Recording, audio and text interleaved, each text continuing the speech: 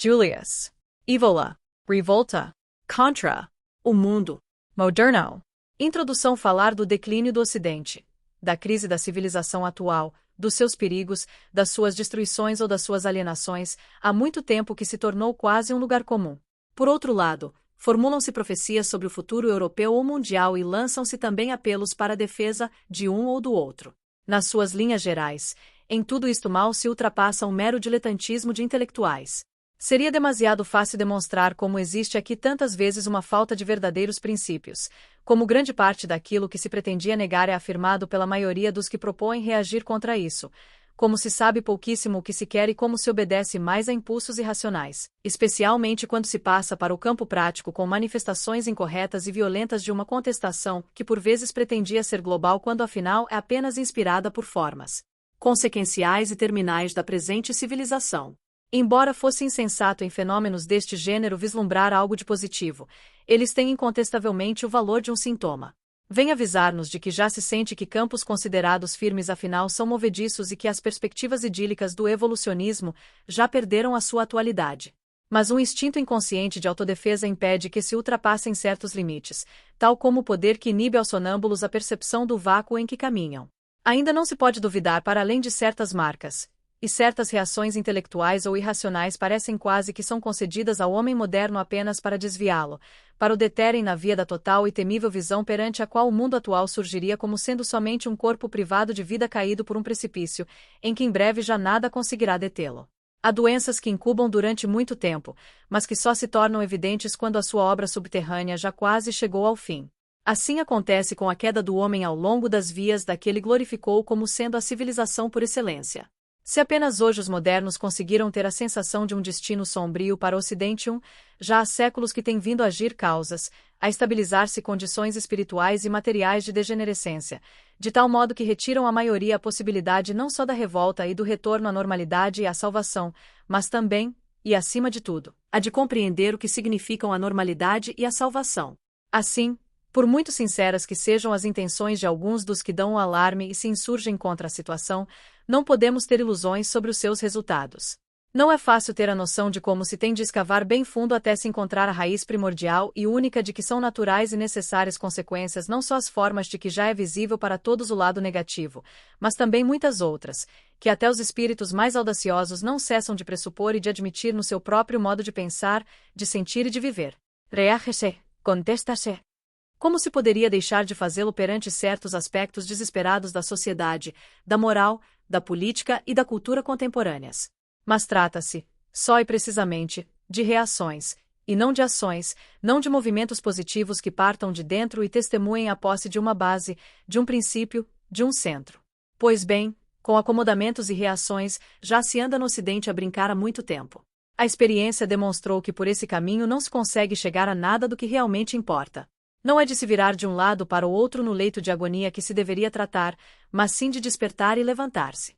As coisas chegaram a tal ponto que hoje nos perguntamos quem será capaz de assumir o mundo moderno não em qualquer um dos seus aspectos particulares, tecnocracia, sociedade de consumo, etc., mas sim em bloco, até apreender o seu significado último.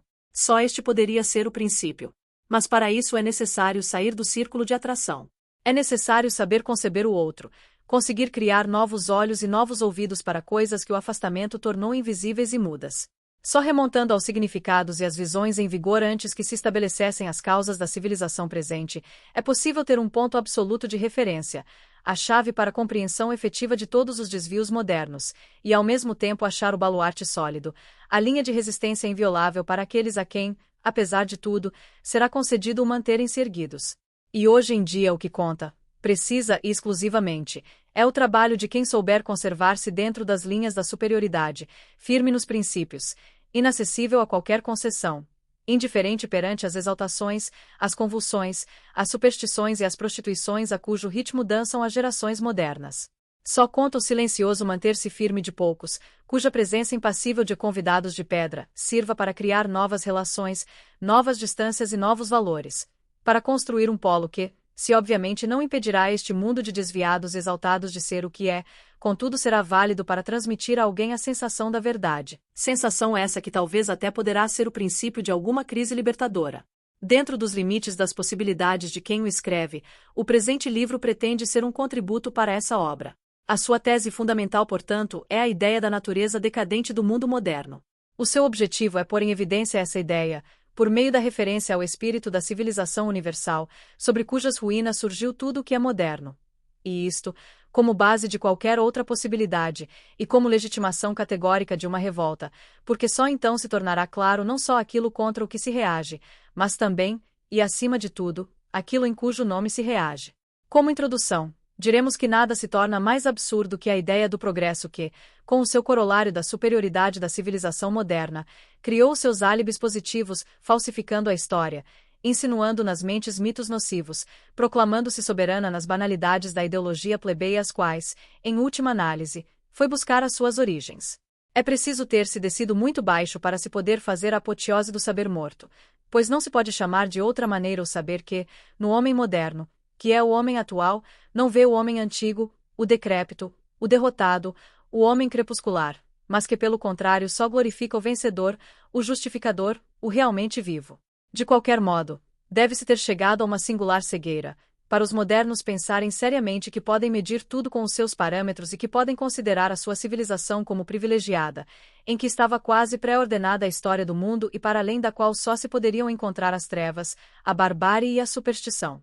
Tem de se reconhecer que, perante os primeiros abalos com que se tornou evidente até mesmo materialmente a decomposição interna do Ocidente, a ideia da pluralidade das civilizações, e portanto da relatividade da moderna, para muitos já não se apresenta, como outrora, com o aspecto de uma herética extravagância. Contudo, isso não basta. É preciso saber reconhecer que a civilização moderna não só poderá até desaparecer como tantas outras sem deixar vestígios, como também que ela pertence ao tipo daquelas cuja desaparição, tal como a sua vida efêmera, tem um valor meramente contingente em relação à ordem das coisas que são, e de todas as civilizações aderentes às coisas que são. Para além de um relativismo da civilização, importa reconhecer, portanto, um dualismo da civilização.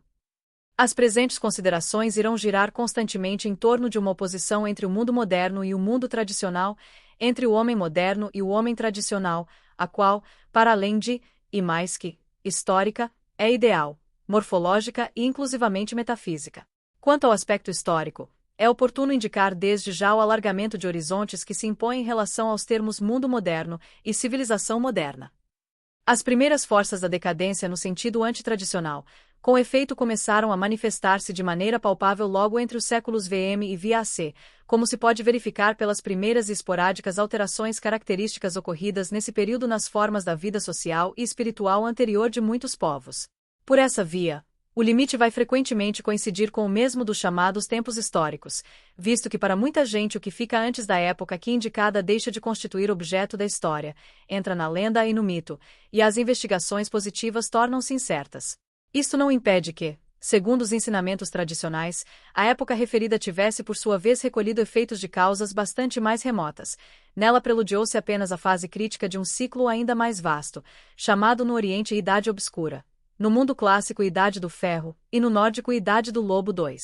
De qualquer maneira, dentro dos tempos históricos e na área ocidental tem-se uma segunda fase mais visível com a queda do Império Romano e com o advento do cristianismo.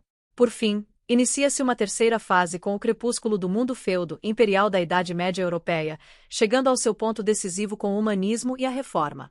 Desde esse período até os nossos dias certas forças, que ainda actuavam isolada e ocultamente, foram ascendendo ao primeiro plano, tomando a direção manifesta de todas as correntes europeias da vida material e espiritual, individual e coletiva, determinando fase por fase o que em sentido restrito se passou precisamente a chamar mundo moderno.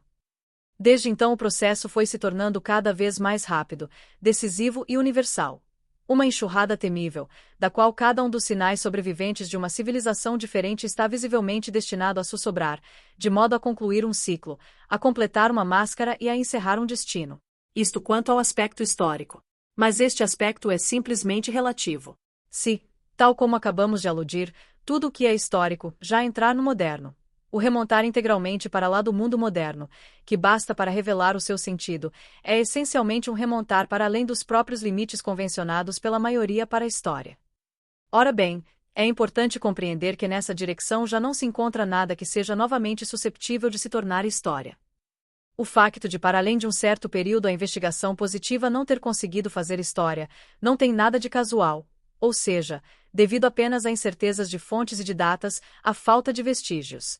Para se compreender o ambiente espiritual próprio de cada uma das civilizações não modernas, tem de se manter firme a ideia de que a oposição entre os tempos históricos e os tempos, como se diz, pré-históricos ou mitológicos, não é a oposição relativa, própria de duas partes homogêneas de um mesmo tempo, mas sim a qualitativa e substancial, é a oposição entre tempos, experiências do tempo, que efetivamente não são da mesma espécie. 3. O homem tradicional não tinha a mesma experiência do tempo que surgiu no homem moderno. Aquele tinha uma sensação supratemporal da temporalidade e era nesta sensação que vivia todas as formas do seu mundo. É por isso que as investigações modernas no sentido da história, a um certo ponto, têm de se deparar com uma interrupção na continuidade, têm de encontrar um hiato incompreensível para além do qual não conseguem construir nada de historicamente certo, nem de significativo.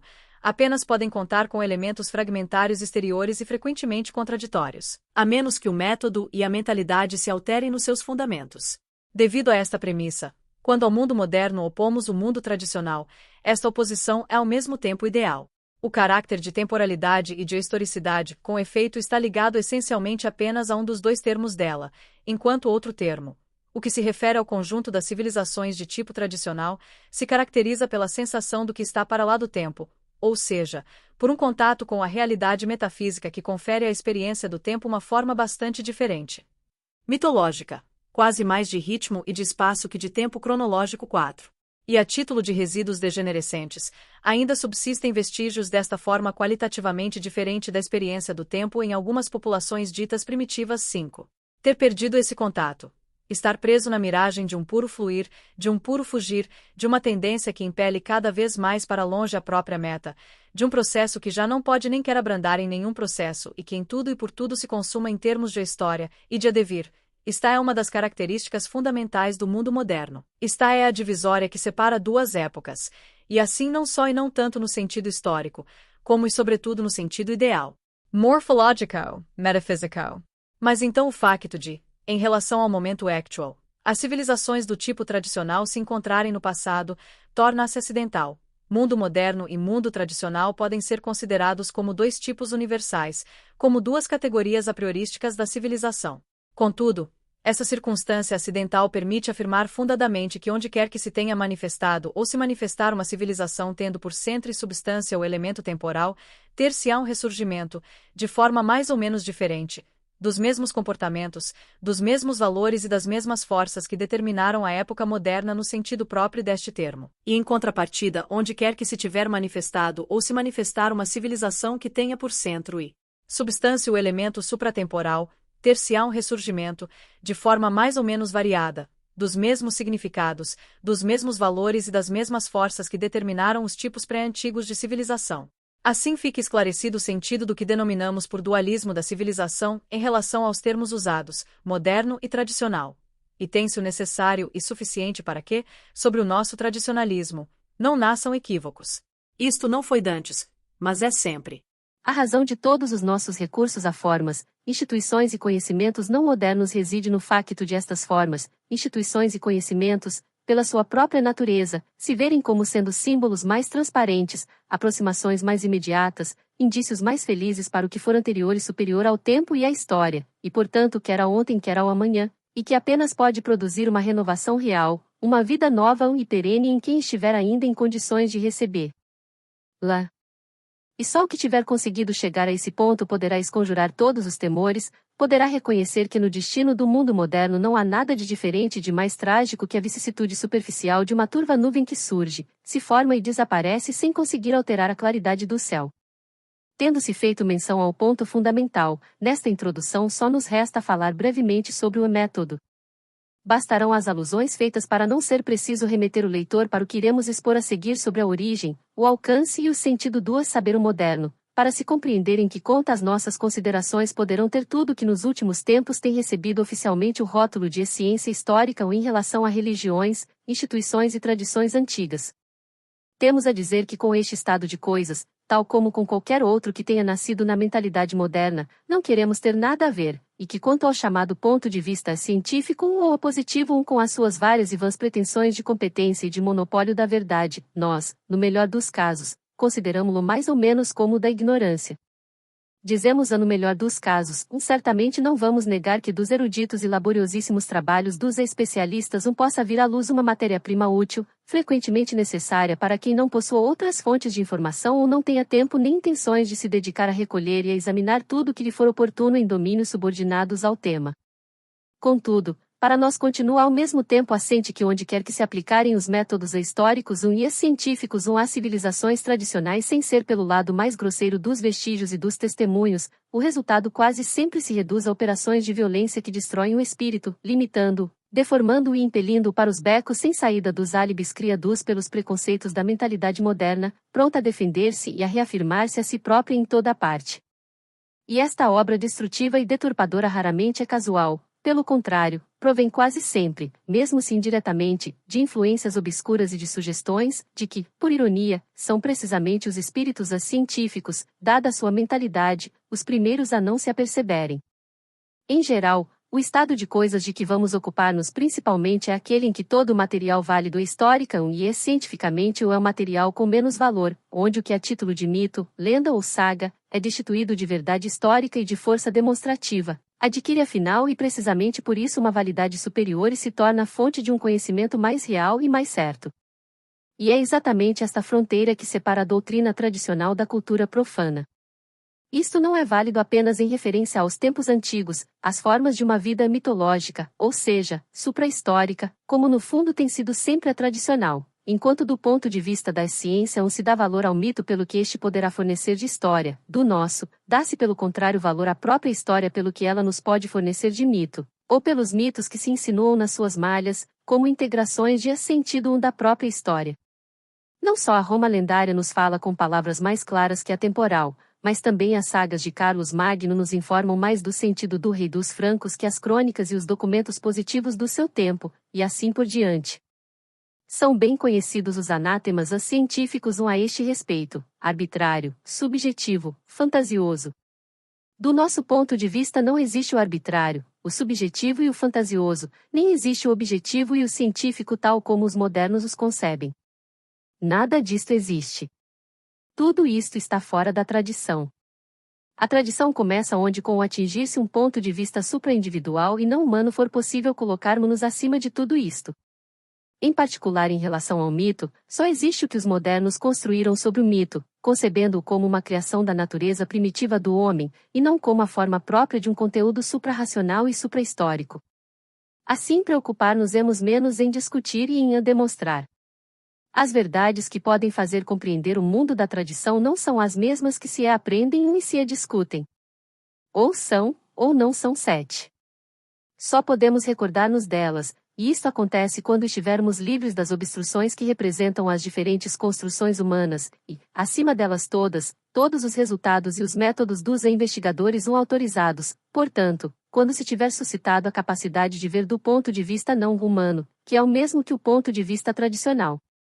Esta é uma das primeiras contestações essenciais que deverá afirmar quem pretender fazer um trabalho sério.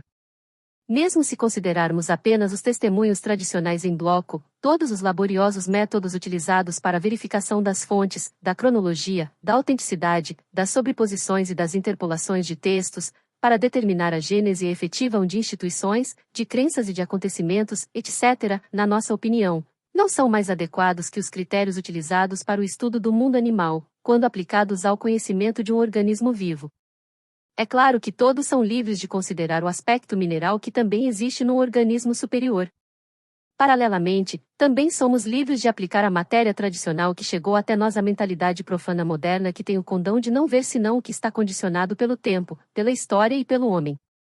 Contudo, tal como o elemento mineral no organismo, este elemento empírico, no conjunto das realidades tradicionais, está subordinado a uma lei superior. Tudo que geralmente é válido como resultado científico, aqui só vale como indicação incerta e obscura das vias, praticamente, causas ocasionais, através das quais, em determinadas condições e apesar de tudo, se podem manifestar e afirmar as verdades tradicionais. Repetímo-lo, Em toda a antiga compreensão, estas verdades foram sempre consideradas essencialmente não humanas. A consideração de um ponto de vista não humano, objetivo no sentido transcendente, é a consideração tradicional, a que se tem de fazer corresponder ao mundo tradicional. Própria deste mundo é a universalidade, caracteriza o axioma, quod ubique, quod ab omnibus e quod semper.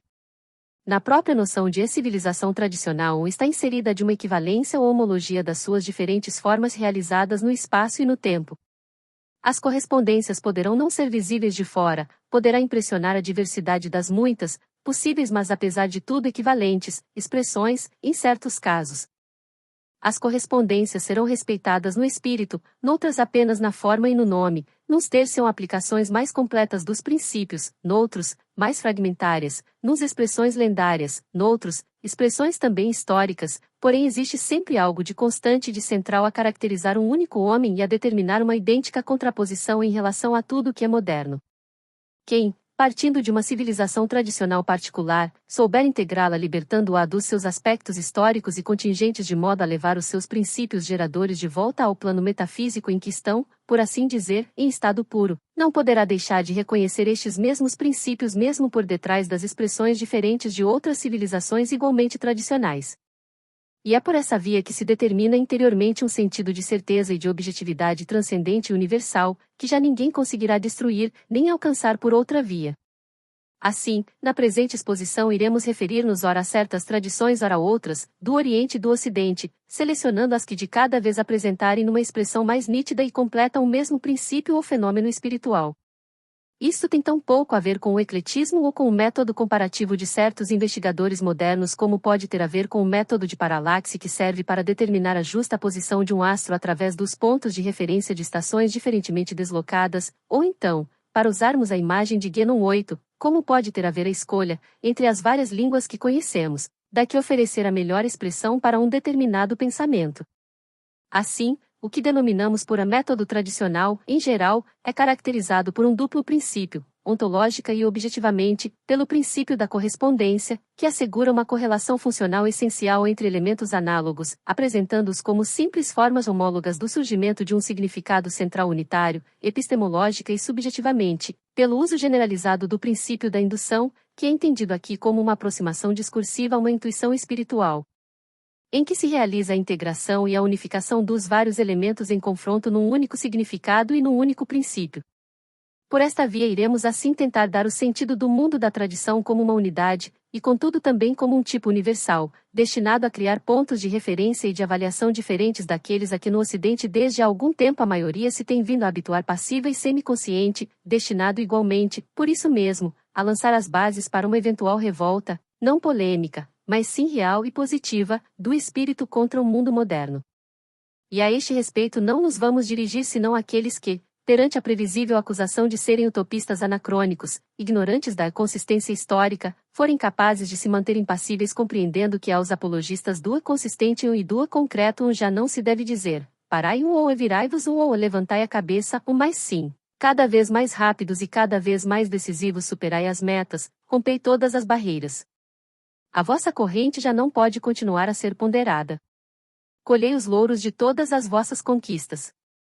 Corri com asas cada vez mais rápidas, com o orgulho cada vez mais amplo das vossas vitórias, das vossas superações, dos vossos impérios, das vossas democracias.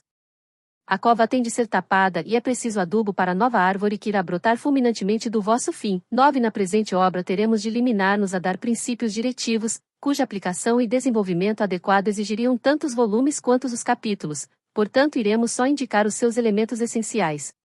Quem o quiser, poderá assumi-los como base para ordenar e aprofundar posteriormente do ponto de vista tradicional a matéria dos domínios individuais tratados, dando-lhes uma extensão e um desenvolvimento que a economia da presente obra não permite. Numa primeira parte será delineada diretamente uma espécie de doutrina das categorias do espírito tradicional. Serão indicados os princípios fundamentais segundo os quais se manifestava a vida do homem da tradição. Aqui o termo categoria é usado no sentido de princípio normativo a priori. Ou seja, as formas e os significados a indicar não se devem considerar propriamente como a realidade, ou enquanto são ou foram a realidade, mas sim como ideias que têm de determinar e informar a realidade e a vida, ideias cujo valor é independente na medida em que, num caso ou noutro, se pode constatar a sua realização que, aliás, nunca poderá ser perfeita. Isso elimina o equívoco e a objeção de quem afirmasse que a realidade histórica pouco justifica as formas e os significados de que iremos falar. Eventualmente poder-se admiti-lo, sem se chegar de modo nenhum à conclusão de que, a este respeito, a sua totalidade se reduz a ficções, a utopias, a idealizações ou a ilusões.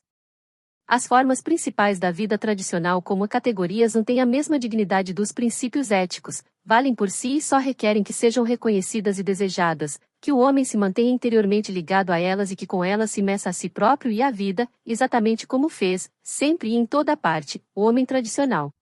Por isso, o aspecto historiam e a realidade têm aqui um simples valor ilustrativo e evocativo para valores que, mesmo deste ponto de vista, hoje ou amanhã possam ser tão atuais como poderão tê-lo sido ontem.